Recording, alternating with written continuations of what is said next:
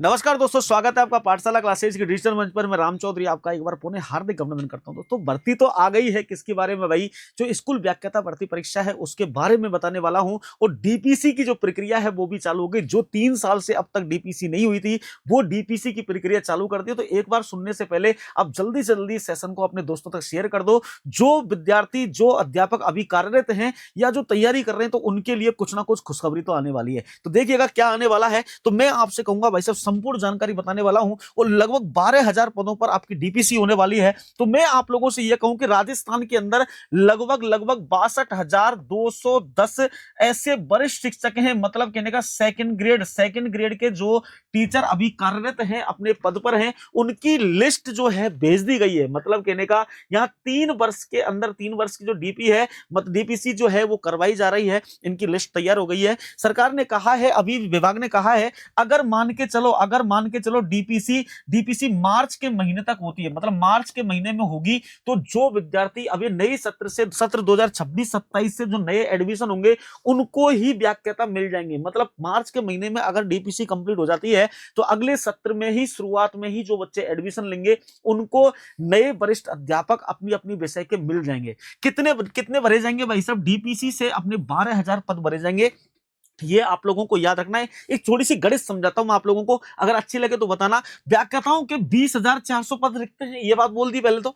रिक्त कितने हैं भाई? 20,416 पद रिक्त हैं। दूसरी तरफ बात करें, राजस्थान के अंदर कुल 59,076, मतलब लगभग 60 पद कह सकते हैं। इतने पद तो होने चाहिए राजस्थान के अंदर व्याख्याताओं के। रिक्त कितने चल रहे हैं? इतने हैं। और इनमें से 38,000, मतलब कहने का 38,660 पदों पर व्याख्याता कार्यरत कर रहे हैं। मतलब इतने पद हैं, इनमें से लगभग 38,660 जो व्याख्याता हैं वो अभी अपने पद पर कार्यरत हैं। आपको याद रखना। अब सुनना ध्यान से, जो रिक्त पद हैं ये आप लोगों के रिक्त पद हैं।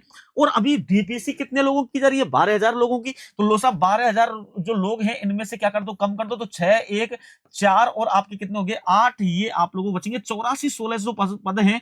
वो कैसे रहेंगे? आप लोगों के अभी तक रिक्त रहेंगे। मतलब राजस्थान के अंदर जहां लगभग 59,076 व्याख्याता अभी होने चाहिए, उनमें भी डीपीसी के बाद भी अभी 84,16 पद हैं वो अभी रिक्त रहने की संभावना है। उनको भी रिक्त रखेंगे। अगर मैं आप लोगों से सीधे सीधे शब्दों में कहूं कि इस डीपीसी के बाद इस नए सत्र के अंदर एक बहुत बड़ी, मतलब आप समझ गए होंगे, एक बहुत बड़ी व्याख्याता भर्ती जो है वो आने वाली है।